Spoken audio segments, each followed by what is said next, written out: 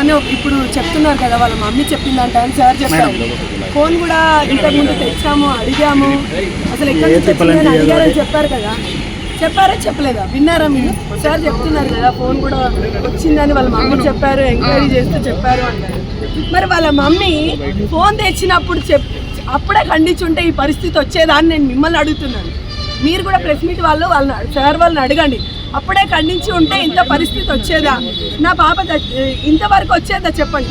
నా పాప ఎంతవరకు ఫైట్ చేసిందో కూడా చెప్పారు వాళ్ళు. అంత ఫైట్ చేసినప్పుడు అయినా కూడా ఆ అబ్బాయి చిన్నపిల్లడు రాదు కదా. ఇప్పుడు నా బాబు ఉన్నాడు, నిన్న సార్తో మాట్లాడాను, సార్తో కూడా అడగండి. నా బాబు నా బ్యాట్ ఎందుకు తీసుకెళ్తాడు సార్ అయినా, అసలు నేను ఎందుకు ఇవ్వాలి అని ఒక క్వశ్చన్ వేసింది సార్కి. వేసినప్పుడు అప్పుడైనా అర్థం కావాలి కదా, అంత చిన్న బాబే ఎందుకు ఇవ్వాలి అని అన్నప్పుడు, అంత పెద్ద బాబు ఆ పిల్ల ఎదురు తిరిగినప్పుడు ఎందుకు చెయ్యాలి? అంత అవసరం ఏముంది? బ్యాట్ కోసం కావచ్చు, ఆ పిల్ల ఎదురు తిరిగినప్పుడు వెళ్ళిపోవాలి కదా. వెళ్ళిపోకుండా అంత దారుణం ఎందుకు చేయాలి? ఎందుకు చంపాలి అన్న ఆలోచన ఎందుకు రావాలి? అసలు ఎందుకు చూడాలి ఫోన్లు?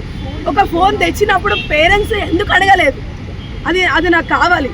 పేరెంట్స్గా ఒక పేరెంట్ అండి, ఇప్పుడు నేనే కావచ్చు, ఒక వస్తువు కావచ్చు, ఒక ఆడుకునే పావులు కావచ్చు తెచ్చుకుంటేనే వేరే వాళ్ళది ఎందుకు తెచ్చుకుంటున్నా? మనకు ఖండించుంటే ఈడి వరకు రారు కదండి ఎవరైనా. ఒక ఫోన్, అంత పెద్ద ఫోన్ తెచ్చుకున్నప్పుడే వాళ్ళ మమ్మీ ఖండించలేదా చెప్పండి? సార్ చెప్పారు నెక్స్ట్ టైం అడిగాము, నువ్వేమో చేసావా అని వాళ్ళ మమ్మీ అన్నదని చెప్పారు. అంటే నెక్స్ట్ టైం పేరెంట్స్ తెలీదా చెప్పాలని?